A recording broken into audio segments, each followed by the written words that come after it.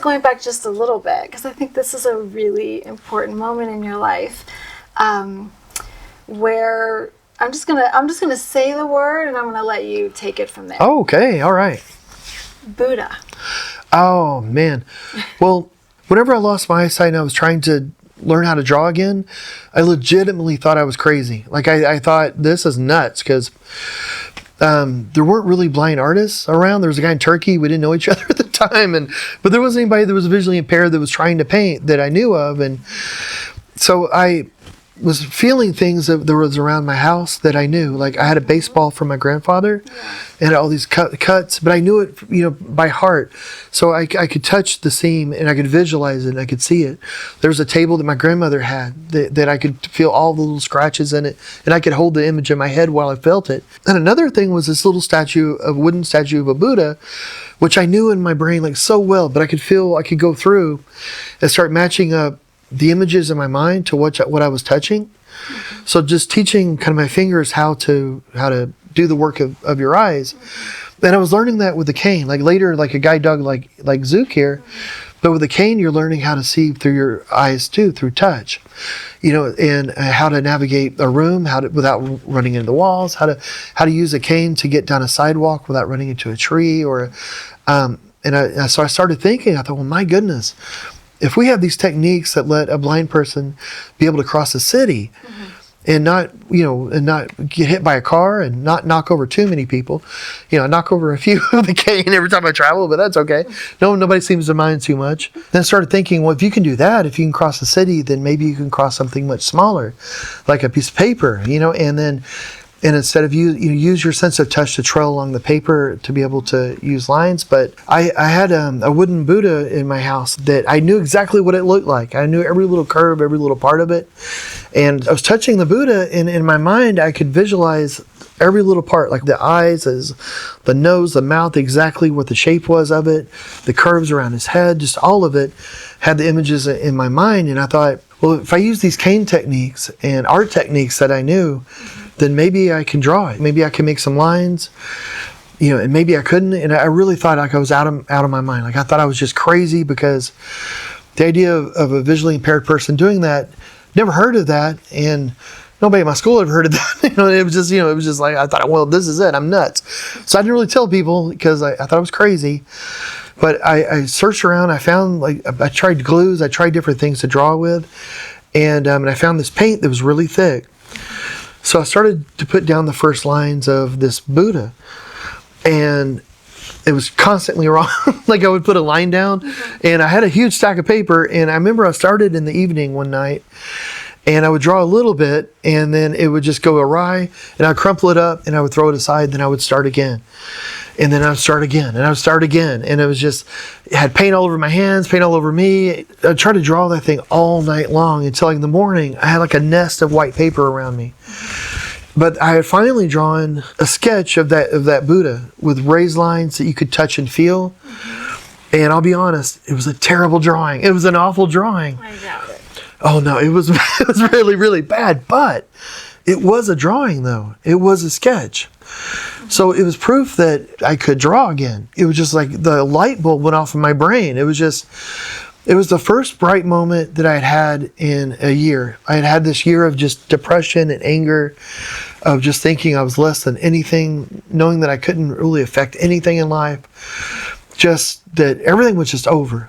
Like I just knew it was over. And then suddenly I had this, and I could actually do something a little bit, because I knew in art, if you can do something just a little, you can keep adding to it. You can change it. So that morning, I had my new cane that I was learning how to get around, and it had been about a year, and I went to the art store, and so this was my next question, which is amazing. So the very next day is when you left the house and you were determined to go to an art store. You walked in as someone who was blind and walked out with a new sense of vision. It's a very well way to ask the question. Thank you. That was beautiful. But I was so, oh my goodness, I didn't sleep that night because I was trying to draw, and I was so excited. And there was a bookstore called Vortman's right next to the university, and it was a place I knew how to get to, because one side was for the university stuff, and the other side was art. I'd never been to the other side, the art side, but I knew it existed. You take a right instead of a left, and so I went there, and then I had my brand new shiny cane, and went to the right, and I just stood there because I didn't know where to go. I wasn't that great of a traveler yet. And I just stood there and I thought, well, eventually someone's going to come by and, ask. And I was so fortunate. This gentleman named Daniel came by, and I said, hey, I'm blind. I used to draw. I'm doing everything by touch now. I want to draw again. So I have to do it by touch. And anybody else other than Daniel would have been like, hey, why don't you do something else? Like, I've got a break in 10 minutes or something, like, move along, kid.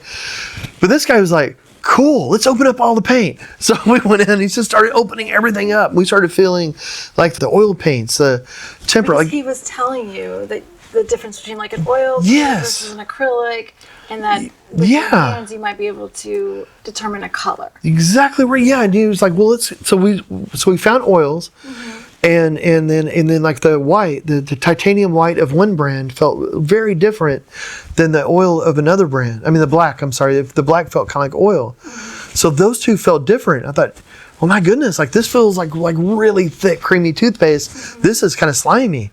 Like I can tell the difference between that. I can tell the difference between these two colors. Mm-hmm. And then we found one other color, a cadmium red. And so I took those three home and just started getting really, really messy with it, but feeling like, and I would sweat bullets. Like I would mix a little of the white with a little of the black. You're like, ooh, what's that feel like? Okay, I'll mix a little more. What does that feel like? And I had a little white dog. Her name was Anne. And I didn't realize I'd never painted with oil paints. I didn't realize how hard it was to get those off your hands. So I went and washed my hands and washed them, I thought, really, really well, because I washed them forever. I thought, surely, by now I got the paint off these things.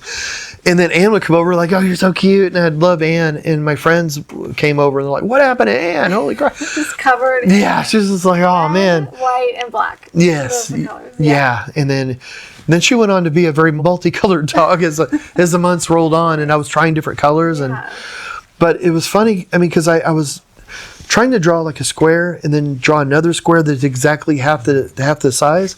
And I would literally be just sweating like I'd been jogging down the street, because you're feeling the lines and trying to perceive it in your mind and trying to work out your fingertips to get the adept at it. And at that point, even Braille was hard for me. Like I would try reading Braille, and it felt like everything was a letter A. Everything was like, because I couldn't feel all the little dots. I thought maybe I had something wrong with me.